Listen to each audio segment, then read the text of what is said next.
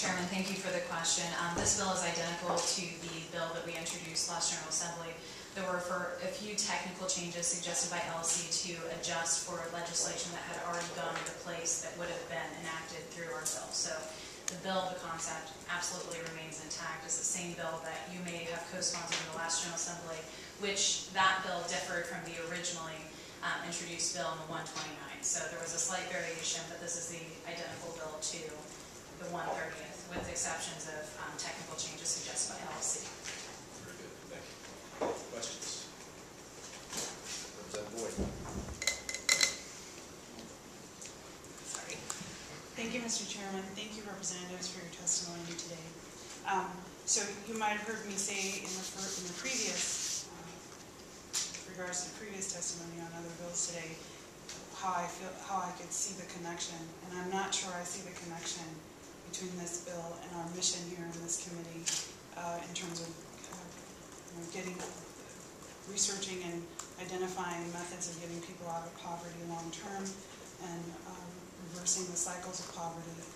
I'm not sure I understand this bill's place in this committee today. If you could explain that, I'd appreciate it. Representative Boyd, I understand your question, and frankly, I appreciate it. This committee, like any of it, will take and fairly look at any bill.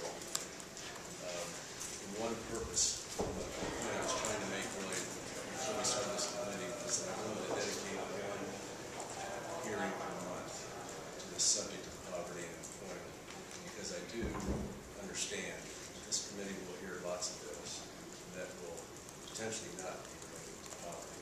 So I don't want to lose the focus of the committee, which is why I want to have these informational hearings, even though we'll have testimony and bills to debate. So whether we find a relationship with this bill and this committee or not, we'll hold hearings on it. One could argue that this has a really direct impact on community and families. So I personally feel that it is a good place for this bill to be heard. But I do understand the question.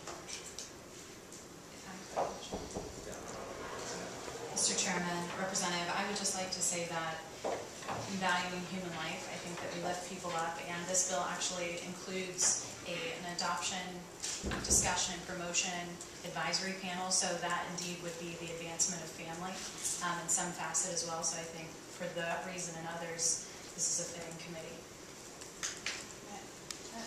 Follow up? Absolutely. Thank you. Thank you, Mr. Chairman. Thank you for bringing that up. The adoption panel, I did read the bill. And so I wonder if you've thought about the children that are already in the system waiting to be adopted and the backlog that exists in that regard. I take myself for example. I'm approved and registered to be an adopted parent, and I've been waiting for over a year for that phone call. And before finding, in my humble opinion, a measure that takes choice away from a woman and forces her to consider adoption, and adding children to that system that has this backlog and approved waiting families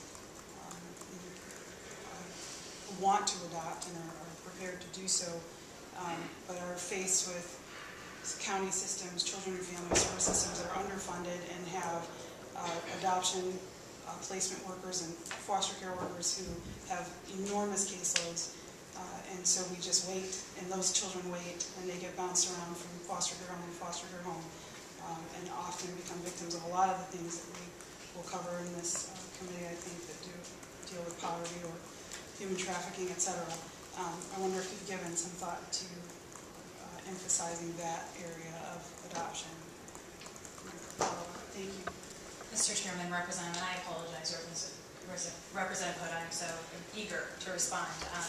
As somebody who grew up with foster brothers and sisters, and somebody who understands similar frustrations with bureaucracy and a need for streamlining and need for funding in certain areas, that is absolutely, that portion of the bill was actually from my own heart. And my own desire to see that added to the legislation. That is something that I brought to the table because I feel very adamantly that we need to do a better job in our services. And as you saw today, there was an adoption bill in front of, or I apologize, a foster care related bill in front of us, and we just passed adoption related legislation in the last General Assembly.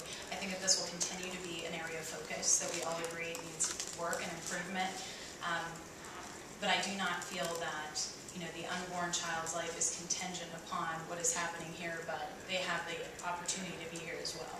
And I think that you are probably well aware that it is unborn children, or I apologize, newly born children who are quickest to be adopted. You know, most children that are in the system are older and later in age and have the more difficulties. And of course, I respect your knowledge on this issue. Depending on their